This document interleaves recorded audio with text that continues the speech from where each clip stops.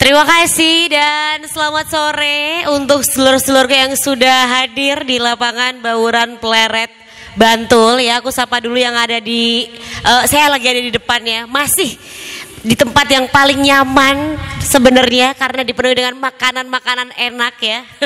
Ada Pawon Hajat Khasiat yang selalu menyediakan makanan enak, jadi buat sedulur-sedulur yang ada di lapangan Bauran maupun yang belum sempat untuk hadir di Festival Kebudayaan Yogyakarta 2024. Aduh, sayang sekali ya belum kesini ya. Harus kesini karena bisa menikmati makanan yang enak ya di Pawon Hajat Khasiat dan juga bisa menikmati pasar raya benda. Nah, kamu bisa menemukan banyak kerajinan-kerajinan ya, terus habis itu banyak yang bisa kamu bawa pulang lah untuk jadi merchandise gitu di Festival Kebudayaan Yogyakarta. Kembali di Siniar, ini adalah episode keempat ya.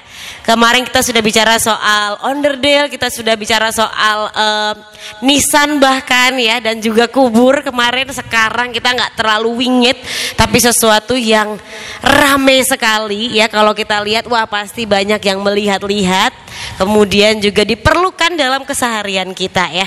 Jadi tema untuk sore hari ini itu adalah ya, memperbaiki dulu atau membeli bekas.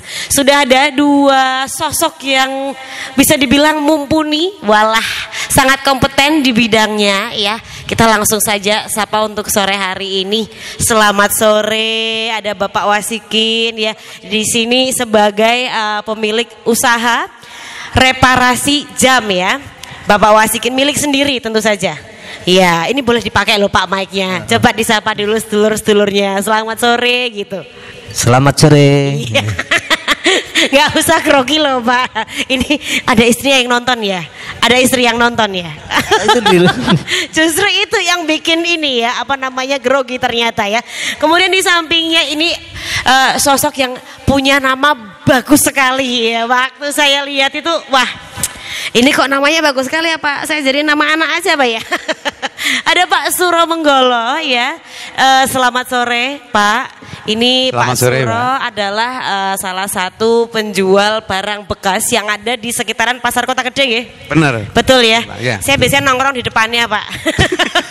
Jadi kan kalau boleh tahu yang ada di samping barat, timur apa belakang? Tepatnya saya di sebelah barat pasar ya. Tapi cuma malam. Oh, gitu. Itu karena bukanya? Pasar itu kan ramenya malam. Kalau barang-barang seperti itu tuh ramenya malam. Betul ya. Jadi mulai maghrib sampai jam 11, jam 10 lah. Iya. Ya, jadi jam berapa maghrib ya? Maghrib jam 6.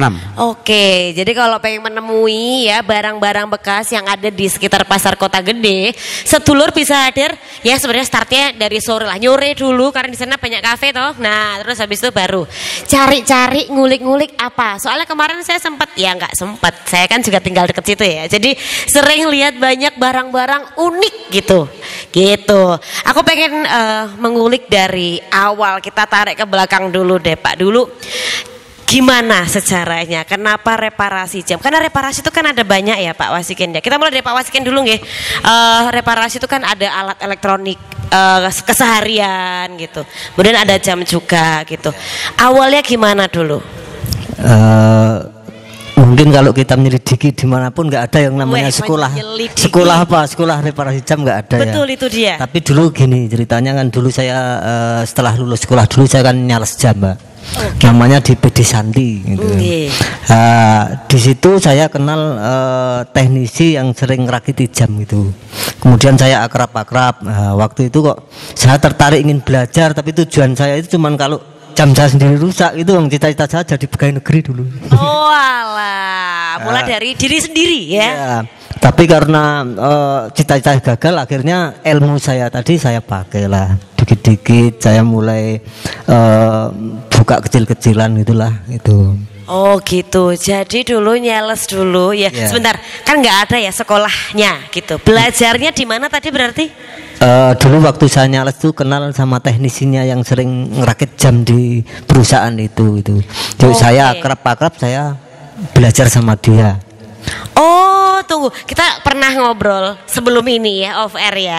Jadi pernah kerja di sebuah toko lah ya gitu, Pak Wasiken ya. Itu berarti saat itu nyales atau sudah jadi teknisinya? Nyales, Mbak. Jadi saya dapat ilmu itu ya waktu nyales itu. Jadi ini bisa dibilang radok banting setir ya. Iya, betul.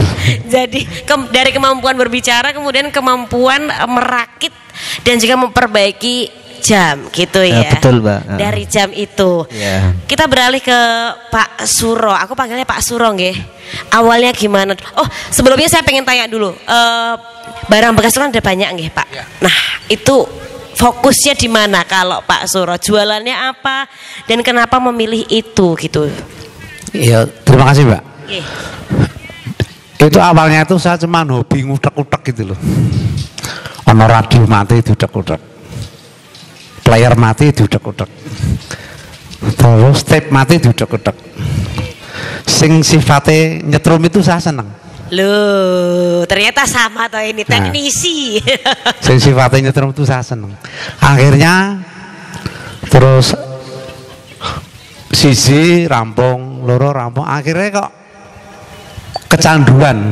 Yang namanya kerja itu kok kecanduan saya. Wong nek orang digawean malah pikiran saya sepi. Akhirnya kan ada itu di gudang-gudang itu banyak orang bawa radio mati, kipas angin mati, apalah segala yang mati. Itu saya pesimis. Manusia itu punya otak. Otak saka Gusti Allah nek dimanfaatke itu hasilnya ra ono entek gitu. Nah, makanya barang mati supaya urip iki kepiye? Nah, itu prinsipnya gitu. Jane hobinya mengutek-utek gitu kan. Oke, awalnya itu ternyata. Tapi berarti seharusnya ada pilihan untuk menjadi sama reparasi Pak, bukan jualan Pak. Sepertinya memang juga reparasi, Mbak. Oke. Saya juga menerima servis di rumah. Oh alah, jadi ini tuh ternyata seperti double gitu ya. Iya. Jadi, nah kalau yang dijual berarti itu adalah menemukan dulu barang-barang. Iya, cari dulu, terus kita repro lagi, kita cari kerusakannya di mana, yang harus diganti apanya. Nah itu setelah barang itu siap jual, baru kita bawa. Oke. Berarti khususnya ya yang dijual oleh Pak Suro itu adalah barang-barang elektroniknya. Ya, yang kebutuhan rumah tangga seperti blender juga. Oh ada blender blender juga itu. Oke. Terus apa ya sifatnya yang bisa digunakan lagi gitu loh saya sifatnya. Gitu. Oke. Jadi orang tentu seperti kayak gini saya juga bongkari. Oh, tapi kalau boleh tahu sumbernya itu dari mana Pak? Maksudnya kalau yang direparasi kan nanti akan dikembalikan ke pemiliknya ya. Kalau yang dijual lagi itu ada yang jual juga apa gimana Pak? Wah itu gini. Banyak kan ibu-ibu itu yang cari rosok itu ya, yang cari rosok banyak. Ibu-ibu kalau jual di juragan rosok itu kan nggak ada harganya, Pak. Kasihan saya. Satu kipas itu dihargai berapa? 10.000 atau berapa? Iya tergantung bahan kan akhirnya. Kipas yang merek lah paribasan. Kalau saya kan belinya bukan karena harga, tapi saya kasihan sama ibu itu.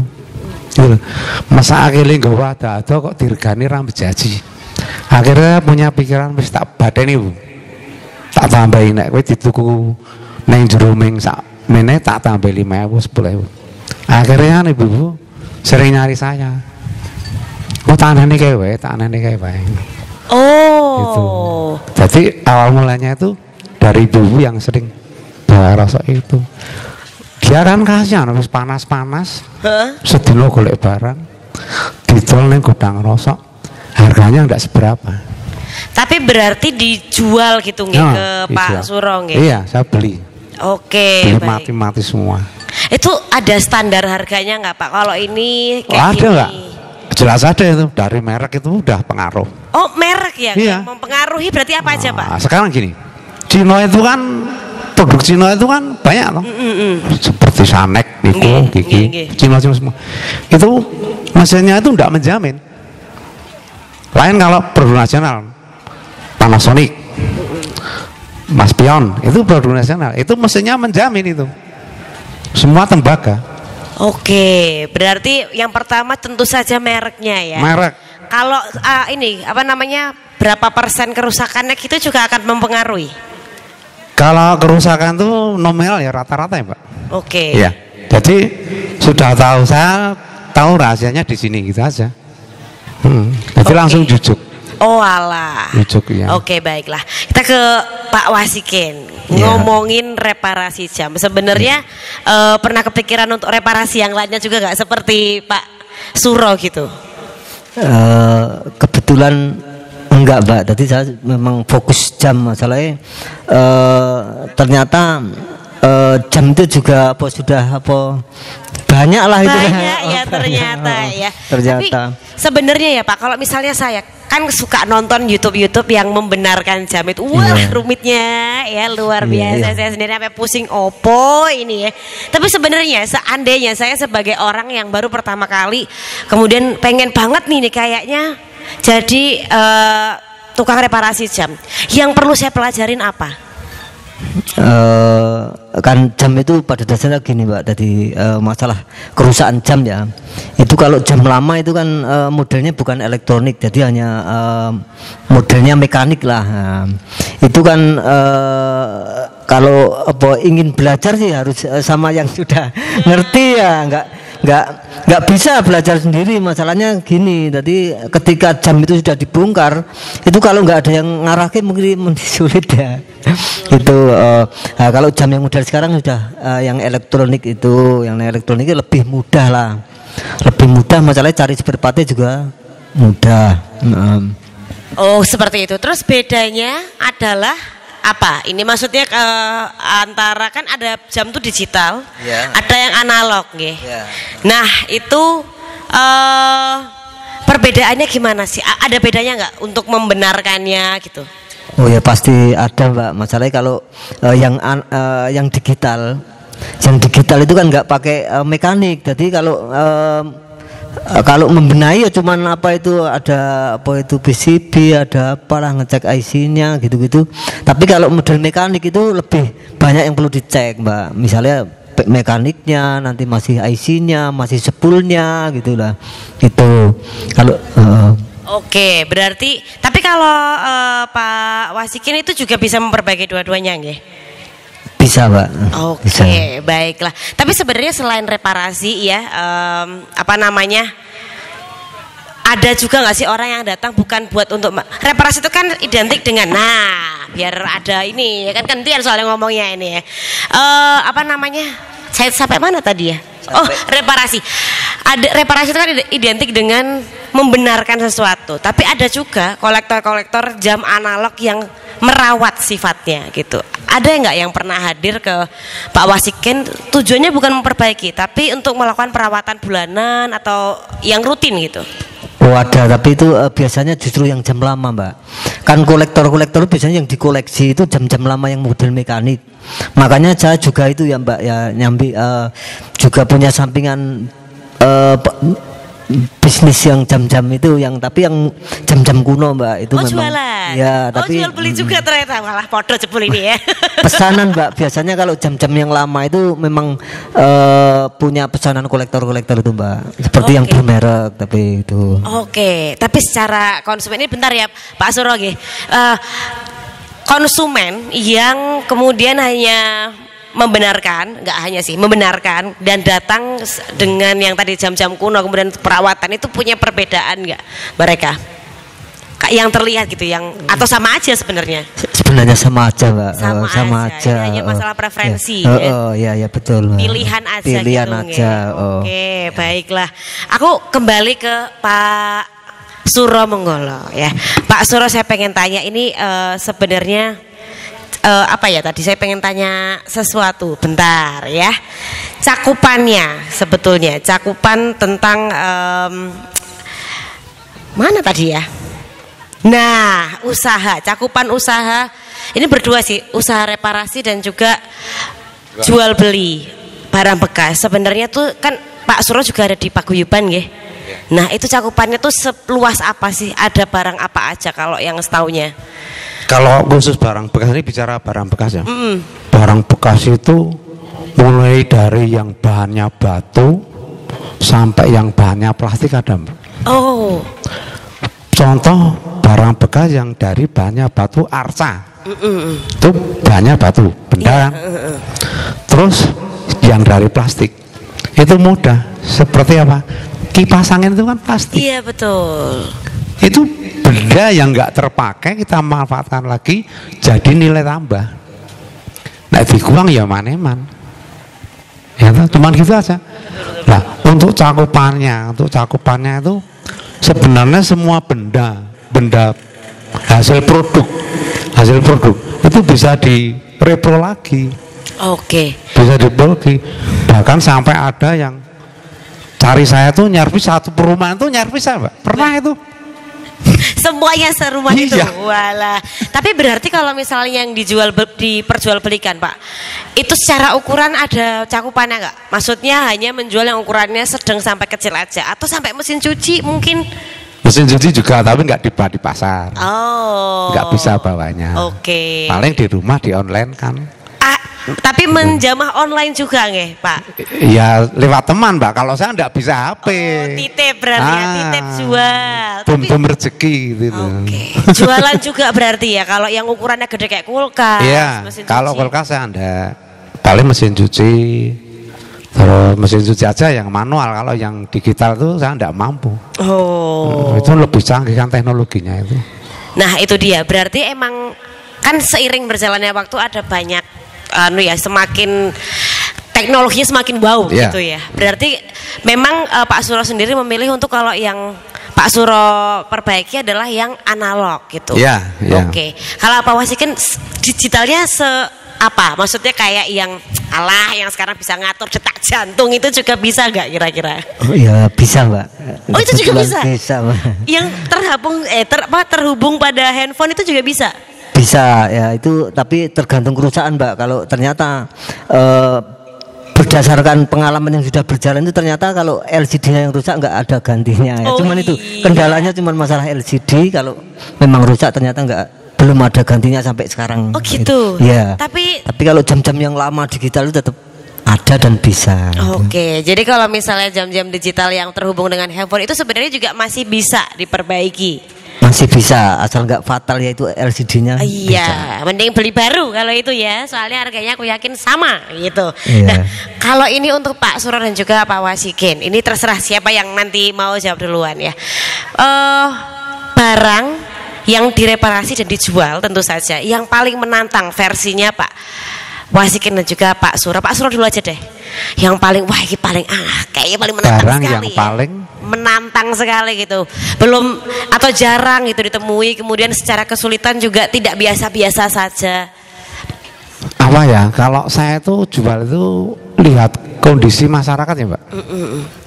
Kalau kondisi panas seperti kemarin panas itu saya ngejarnya kipas angin terus. Kipas angin berapa habis. Terus nanti kalau musim Lebaran itu yang saya jual seperti sepatu, tas. Oh. Itu musimnya orang cari sepatu. Oke. Gitu. Terus nanti kalau hujan itu repot semua. Apa-apa ora payu. Sebentar, berarti saya simpulkan dua hal. Kalau Pak Suro ini tidak saklek hanya jualan barang elektronik, tapi tergantung pasarnya. Dan yang kedua adalah kalau hujan ya, mau Pak Suro atau pedagang yang lain ya, ruwet semua ya. Jadi sama aja ya. Tapi kalau memperbaiki kan juga memperbaiki toh Pak. Yang paling menantang apa Pak dari semua barang elektronik yang pernah direparasi? Saya yang paling menantang itu sebenarnya paling unik itu radio, Mbak. Itu paling menantang. Paling menantang apa Pak? Radio, Mbak. Radio itu sebenarnya, tapi itu unik. Dia harus nangkap sinyal. Kalau tape kan ada penggeraknya, TV ada penggeraknya juga. Tapi kalau radio nggak ada. Nggih. Nangkapnya itu yang sulit. Oh. Itu paling unik elektrik itu sebenarnya radio. Paling sulit juga nggak Pak sebenarnya? Iya sulit. Dibandingin misalnya dengan kayak tadi mesin cuci kan barang yang enak mesin cuci, Mbak. Oh, ternyata. Saya mesin cuci yang manual itu paling lama 1 jam. Paling lama. 1 jam, Pak. Ya. Kalau radio bisa 2 hari, Pak. Wah, ini dia. Terutama radio yang ini lah ya, analog lah tentu saja ya itu. Wah, itu malah antik itu, Pak. Waduh. Sebenarnya malah antik itu radio itu. Luar biasa ya. Pasien saya juga dari bapak-bapak sekitar sini banyak. Petani-petani pesen radio bawa ke sawah, minta yang dari Batu gitu. Banyak itu. Itu ya. Uji tak botol. Iya sering. Dari kanan kiri bauran, terus mana itu? Banyak saya. Oh alah, ternyata namanya sudah tersebar luas ya. Ya Bang Urip kudu Serawang ya, Pak. Betul sekali karena di situ rezeki akan hadir ya. Iya, itu gitu. Dia. Ada lagi Pak? Sebelum kita beralih ke Pak Wasikin. Oke, Pak Wasikin, versinya Pak Wasikin yang paling menantang. Kalau saya itu jam-jam lama Mbak, itu memang sudah lama saya geluti yang untuk jual beli jam lama, yang terutama yang bermerek kelas Mbak seperti Rolex, Omega. Nah, melalui ini mungkin kalau nanti bisa dilihat orang kalau seandainya punya jam-jam yang daripada di rumah nggak terpakai atau bosan yang bermerek Rolex, Omega, Panerai dibawa ke tempat saya. Insya Allah jadi uang. Nah, ya daripada nggak kepake ya kan di rumah. Tapi kalau datang untuk mau reparasi sendiri, mau dipakai sendiri juga boleh. Boleh. Boleh sekali. Aku malah belum ini ya menyebutkan di mana tempat reparasinya. Saya di Jalan Pleret Pak, cuman ngontrak di toko Amanda 4 itu. Oke, berarti di Ngipek Ngidul tuh ya. Dengeran kan tadi. Selatan pom bensin Balong itu. Selatan pom bensin Balong. Oh ya. Timur jalan? Barat jalan. Barat jalan. Kita udah kayak janjian mau kemana ya? Itu ya. Tapi sebenarnya saya jadi pengen tahu harga paling mahal yang pernah dijual. Saya. Ingat saya itu Rolex seri Submarine itu saya pernah jual 50 juta kalau nggak salah. Tapi beli nggak segitu loh Mbak. Oh, bentar dulu. Ini jual belinya lewat apa sih Pak? Kalau saya memang seperti yang saya sebutkan tadi itu saya dapat pesanan dari kolektor-kolektor Mbak. Kolektor Jakarta, kolektor lokal pun ada. Oke. Iya. Itu kolektornya berarti yang mencari, yang membeli. Iya, yang membeli. Oke, terus mencarinya dari mana barangnya itu? Ya saya hanya lewat online, nanti lewat teman misalnya kenal ini saya tanya, saya bilangi, saya ceritani kalau jam gini-gini itu laku, kalau ada tolong diinformasi ya. Oke, itu ya nanti masalah pembagiannya di bawah meja aja, jangan di sini kalau ngomongin pembagian itu ya. Luar biasa. Transparan Pak. Luar biasa tapi ya. Oke, aku ingin mengulik lagi soal konsumen. Kalau ini ngomongin konsumennya, pernah punya pengalaman unik nggak menghadapi konsumen yang seperti apa gitu? Boleh dari Pak Suro dulu deh. Ini mesti anos yang aneh-aneh kan pasti. Konsumen itu memang aneh, itu namanya konsumen. Iya. Gelo ra bayar oke. Loh. Terus gimana itu? Nyarwis gini ya, yang namanya sepul itu tidak bisa memastikan sepul ini bertahan sampai sekian bulan, itu tidak bisa Pak. Nah, saya pernah ganti mesin baru. Waktu itu mesin dinamo itu 85.000. Saya beli di toko Cina, Jogja Teknik itu Jalan Agung. Itu juragannya tidak mau jamin. Kalau kamu meminta jaminan, jangan beli di sini. Nah, saya terpaksa beli kan. Iya. Beli tak pasang ke tempat orangnya itu. Dia minta jaminan. Nah, saya ikut Cina itu, kalau kamu minta jaminan nggak usah servis saya aja. Oke. Itu konsumen tuh macam-macam. Ono sing piye ya itulah kagul mangkel, saya sering dibunyi-bunyikan, wah tanggung jawab. Loh, saya itu ya enggak nyuri kok.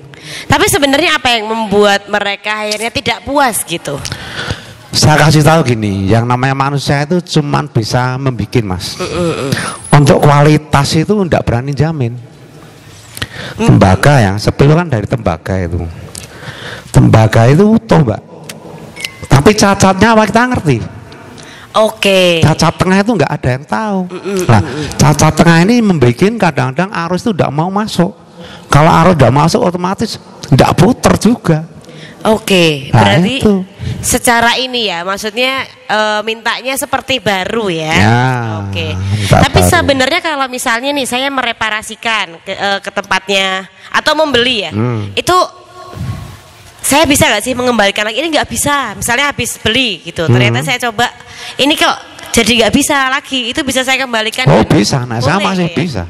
Boleh ya? Oh, selama belum dibuka mekanik lain, saya masih sanggup. Oke. Kalau udah dibuka mekanik lain, saya enggak berani. Karena nanti urut-urutannya itu saya juga bingung. Iya betul. Tapi ya, kalau dari awal saya tak jamin, yang penting jangan terbakar. Oke. Kalau terbakar ya udah Mas, ganti dinamo aja. Karena yang namanya terbakar ya arus enggak mau masuk. Gitu loh. Tapi kalau belum dibuka mekanik lain, enggak terbakar tuh saya masih sanggup. Oke. Ongkos enggak tak pikir, Mbak. Ongkos, saya nggak mikir ongkos, yang penting gue seneng mau ngasih berapa saya gitu. Ada yang nawar sampai sadis gitu nggak? Itu pasti masih bisa ditawar toh Pak? Rata-rata kalau komunitas kota gede itu udah ada Pak. Oh berarti harganya sudah itu ya itu iya, gitu ya? Iya. Tapi tentu saja masih banyak ya yang tapi nawar. Tapi pernah itu dari konsumen dari Papua itu waktu itu beli, ini pengalaman ya. Beli salon tuh kayaknya salon pesawat terbang. Oke. Saya pernah dapat itu. Itu satu salon itu saya buka harga cuma 150. Dia malah salon seperti ini berapa harganya? 150. Kok mahal? Ya enggak mahal, kamu bikin ya enggak bisa. Oke. Gitu. Akhirnya orang itu pergi keliling-keliling, datang saya lagi. Akhirnya ya jadi rebukan nih. Oke. Jadi sebenarnya sama aja ya. Itu wah, jadi seperti tersindir saya ya. Kayaknya suka begitu bunda-bunda ya. Wah, lihat sini kok harganya segini, begitu lihat yang lainnya oh ternyata emang segitu ya. Iya. Jadi seperti itu ya, salah satu atau beberapa di antara pengalamannya ya.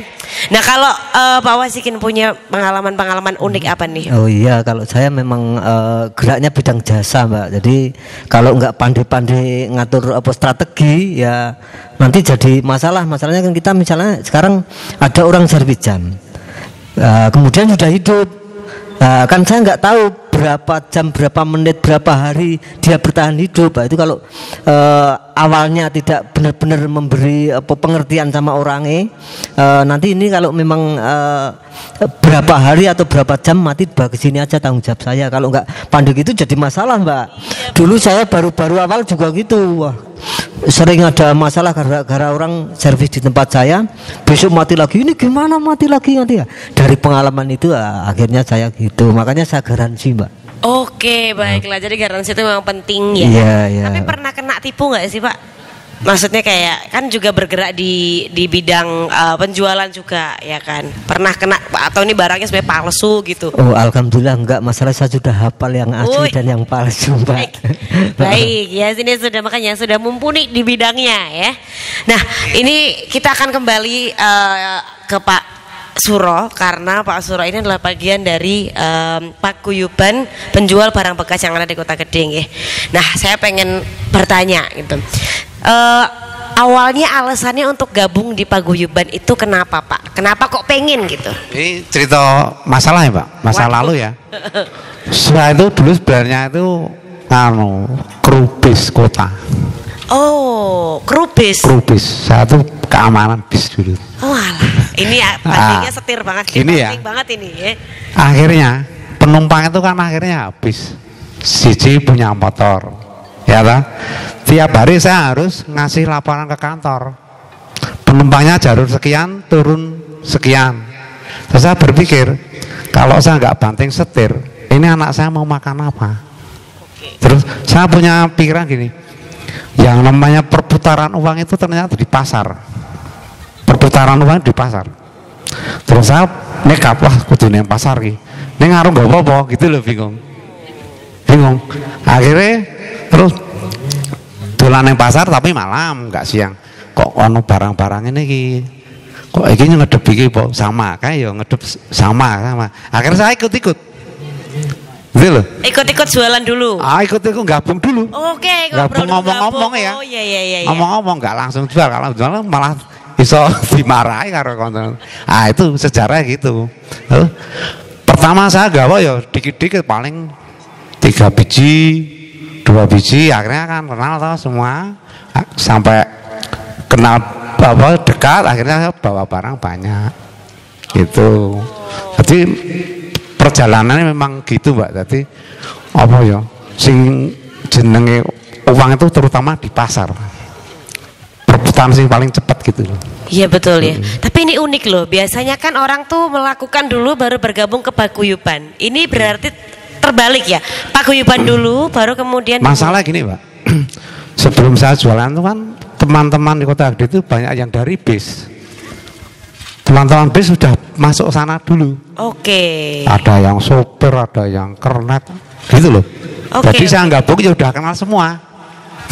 Ternyata begitu ya, bisa juga seperti itu ternyata ya. Tapi berarti kalau untuk Pak Suro sendiri posisi paguyuban ini tuh di kehidupannya Pak Suro itu jadi apa?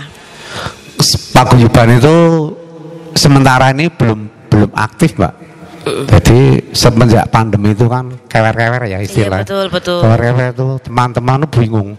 Ya harus pindah nih dagangan opo bingung gitu loh. Nah, akhirnya belum dibikin paguyuban lagi sebelum pedagang itu lebih dari 20. Oke. Kalau 20 nanti bisa dibikin. Nah, ini kan cuman ada sekitar 13 orang. Kalau dulu pernah ada paguyuban itu. Malah anggotanya banyak. Nah, sekarang anggotanya dikit. Beban dijaluk iuran lo mendor bayar. Oke, berarti sebentar, paguyuban ini dulu sudah pernah ada gitu, kemudian mereteli lah bahasa saya, mereteli ya kan gara-gara pandemi, kemudian sekarang mencoba untuk membuat lagi. Ya, membuat lagi, nunggu nanti anggota. Setelah anggota minimal 20 orang baru kita bentuk lagi. Oke, tapi merasa paguyuban itu penting nggak buat Pak Suro? Kalau untuk seduluran penting. Oke. Ya, tapi untuk bisnis itu ya kita nek mikir dhewe ndak mungkin paguyuban dilibatkan. Oke, betul. Ya, kalau untuk seduluran penting. Kita saling mengenal. Cicilan ini mungkin saya nggak punya barang ambil dari sana bisa kenal kan. Tapi untuk nilai bisnis tetap tergantung kita sendiri, Mbak. Oke, baiklah kalau begitu. Kalau untuk Pak Wasiken tergabung juga nggak dalam paguyuban? Oh ya, kebetulan ada juga. Oh. Namanya Pertijaya. Apa? Pertijaya. Pertijaya. Persatuan Teknisi Jam Yogyakarta. Pertijaya. Pertijaya. Luar biasa. Itu satu Yogyakarta berarti. Satu Yogyakarta, Mbak. Kalau Pak Wasiken sendiri melihat posisi paguyuban ini gimana untuk kehidupan berbisnis lah?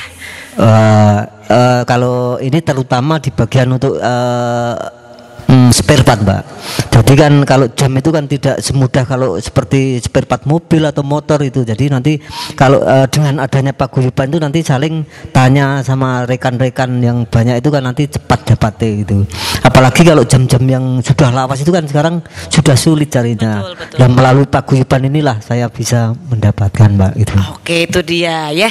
Semuanya tergabung dalam paguyuban ya. Jadi paguyuban itu bisa dibilang salah satu peran penting lah dalam masyarakat ya kan ya, gitu. betul, Meskipun yo kadang-kadang gosip-gosip gitu ya, tidak apa-apa lah ya.